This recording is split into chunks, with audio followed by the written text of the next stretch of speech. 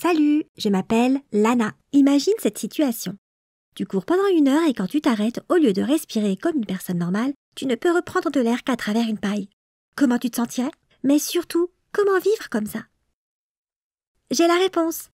C'est à ça que sont confrontés les asthmatiques tous les jours de leur vie. L'asthme n'a pas l'air d'être quelque chose de mortel, d'horrible ou de contraignant. De l'extérieur, on s'imagine que si on a un inhalateur, on peut faire ce qu'on veut comme d'habitude. Et quand on commence à avoir des problèmes, eh bien, juste un petit coup de spray et hop, ça passe. Mais en fait, c'est une chose qui te limite beaucoup dans ta vie quotidienne. Elle décide pour toi ce que tu dois faire, où tu dois aller et comment tu peux planifier ton temps. Et puis, il y a des anecdotes sur la vie avec de l'asthme. Comme par exemple, ce moment où tu oublies ton inhalateur. Et c'est ce qui m'est arrivé une fois.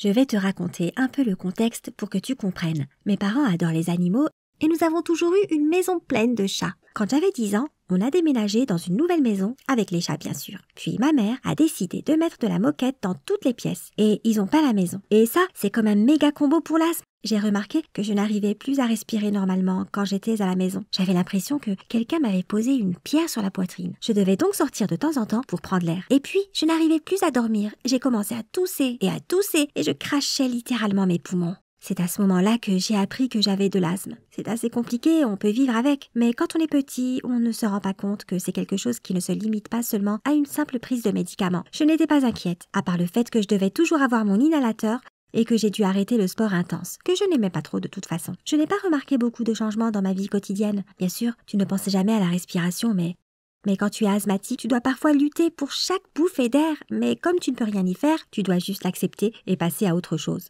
J'ai commencé à comprendre qu'il ne s'agissait pas de juste prendre un traitement.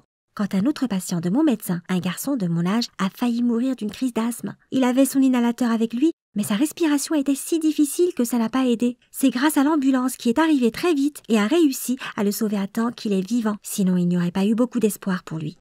Je ne m'étais jamais demandé ce qui se passerait si l'inhalateur ne fonctionnait pas. Je veux dire, pourquoi ça ne marcherait pas? C'est la première fois que je me suis rendu compte que ma maladie était peut-être plus dangereuse que ce que je croyais. Et pourtant, j'ai quand même été négligente. Tu sais, au début de l'adolescence, tu as beaucoup plus de choses intéressantes à penser que de toujours vérifier que tu as bien ton inhalateur avec toi ou de chercher des moyens de traiter une crise d'asthme au cas où quelque chose tournerait mal. Tu es simplement persuadé que tout ira bien où que tu ailles et quoi que tu fasses. Bien tenté, Lana. La vie trouve toujours le moyen de te donner une leçon. Une fois, on est allé faire du trekking avec mes parents. Ils adorent ça. Et ils ont décidé de m'emmener avec eux pour la première fois. Nous avons trouvé un parcours assez éloigné et un peu loin de tout. Mais pas très compliqué pour que je n'ai pas de mal à reprendre mon souffle. Nous y sommes allés en voiture et nous devions passer la nuit dans la forêt. J'ai préparé mes affaires. Tout ce dont j'avais besoin et aussi mon kit contre l'asthme, dans un petit sac noir. Je l'ai mis dans la cuisine et j'ai vu plus tard que mon père mettait mon sac dans la voiture. J'ai donc considéré que c'était fait et je n'y ai pas repensé. Quand nous sommes arrivés, j'étais enchantée par l'air frais, la nature splendide, le chant des oiseaux et tous les bons côtés du trekking. Nous avons pris nos sacs à dos et nous sommes partis sur notre chemin. On bavardait et on riait en entrant dans la forêt et j'ai littéralement tout oublié. Je me suis bien amusée. Après 2 ou 3 heures, nous nous sommes arrêtés pour nous reposer. J'ai vu une jolie fleur par terre et j'ai décidé de la sentir. L'odeur était très forte et j'ai tout de suite compris que j'avais fait une erreur. J'ai senti mes voies respiratoires se refermer et j'ai rapidement attrapé mon sac pour prendre mon inhalateur. Et il n'était pas là. Je veux dire, c'était le sac de maman avec ses médicaments et ses crèmes qui étaient identiques aux miens. En fait, c'était celui que papa avait pris dans la cuisine et le mien était resté sur la table à la maison. J'ai commencé à paniquer et j'avais encore plus de mal à respirer. J'expulsais de l'air mais je ne pouvais même pas aspirer pour en récupérer. Mes parents ne comprenaient pas ce qui se passait au début, mais quand ils ont compris, ils ont paniqué eux aussi. Maman a commencé à chercher un inhalateur et je ne lui ai pas expliqué que je ne l'avais pas avec moi. Je ne comprenais pas que je devais m'asseoir, me calmer, essayer de respirer et trouver une position qui me soulagerait au moins un peu. Je courais partout comme une folle. À un moment donné, j'ai compris que c'était fini. Adieu, monde cruel, je mourrais. Maman et papa essayaient de m'aider d'une façon ou d'une autre, de trouver un vieil inhalateur peut-être, ou de me prendre dans leurs bras, mais que pouvaient-ils faire si loin de la civilisation? À un moment donné, j'étais épuisée de courir partout et j'ai tout fait. J'avais la tête qui tournait, alors je me suis allongée par terre.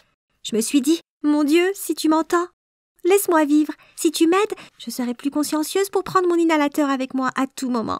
Oui, ça a l'air plutôt pathétique, mais à ce moment précis, j'ai senti que mes voies respiratoires s'ouvraient un peu et j'ai pu prendre une petite respiration. J'étais sauvée.